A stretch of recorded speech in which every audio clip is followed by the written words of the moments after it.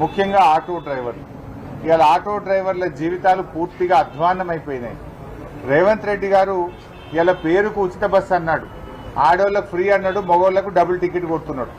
మగోళ్లకు ఇవాళ టికెట్ల ధరలు పెంచి అటు కుటుంబం మీద భారం వేశాడు. ఇలా ఒక్కసారి కాదు, 2 సార్లు కాదు, 5 సార్లు బస్ ఛార్జీలు పెంచింది రేవంత్ రెడ్డి గారి ప్రభుత్వం. పోనీ ఆటో డ్రైవర్లకు ఆనాడు రాహుల్ గాంధీ అసెంబ్లీ ఎన్నికల ముందు హైదరాబాద్కు వచ్చి నానా సర్కస్ ఫిట్లు చేసిండు.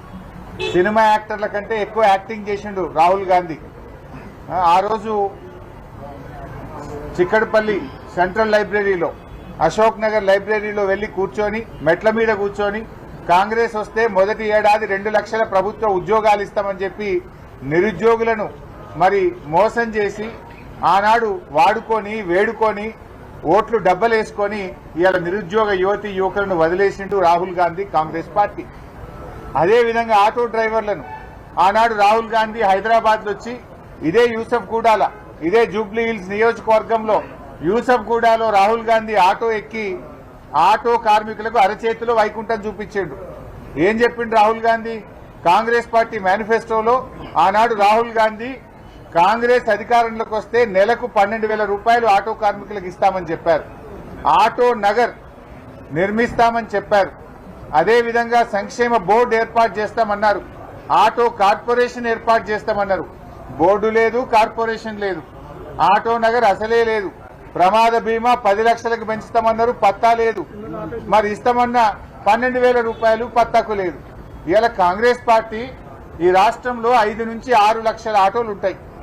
అంటే 5 నుంచి 6 లక్షల ఆటోలకు ఏడాదికి 12,000 చొప్పున 2 ఏళ్లైంది కాంగ్రెస్ గవర్నమెంట్ వచ్చి. అంటే ఒక్కొక్క ఆటో కార్మికునికి 24,000 రూపాయలు కాంగ్రెస్ పార్టీ బాకీ పడ్డది.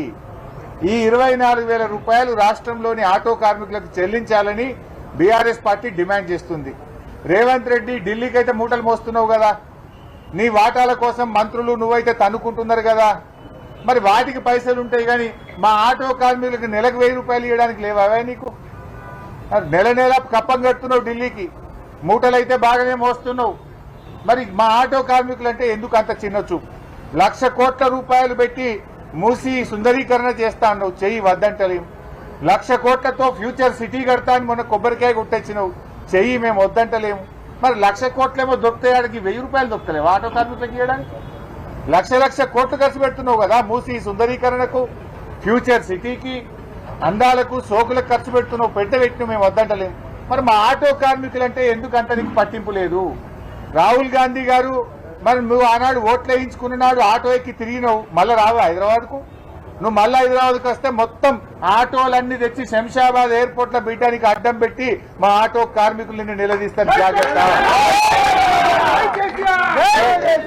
ఆనాడు ఓట్లప్పుడు ఆటో ఎక్కుతావు, డబ్బల ఓట్లు వాడి గద్దె మీద కూర్చోగానే 2 ఏళ్ల యాదికి లేదా రాహుల్ గాంధీకి? ఈ రోజు రేవంత్ రెడ్డి కళ్లు తెరిపియాలని, రాహుల్ గాంధీకి ఆటో కార్మికుల బాధ తెలవాలని బీఆర్ఎస్ పార్టీ రాష్ట్ర వ్యాప్తంగా ఆటోలెక్కి ఈ నిరసన కార్యక్రమాన్ని చేపడతా ఉన్నాము. వెంటనే బాకీ పడ్డ 24,000 రూపాయలు ఈ రాష్ట్రంలో ప్రతి ఆటో కార్మికుడికి ఇవ్వాలి. అంత కలిపితే ఎంత అవుతుంది? 1,500 కోట్లు అవుతుంది. మొత్తం ఆటో కార్మికులకు బాకీ పడ్డ 24,000 ఇస్తే 1,500 కోట్లు అవుతుంది. మొన్న నువ్వు మద్యం దుకాణాలు పెట్టినావు కదా, 3 లక్షలు ఫీజు పెంచినావు, మద్యం సీసాల ధరలు పెంచినావు, బీర్ పెంచినావు, విస్కీ పెంచినావు.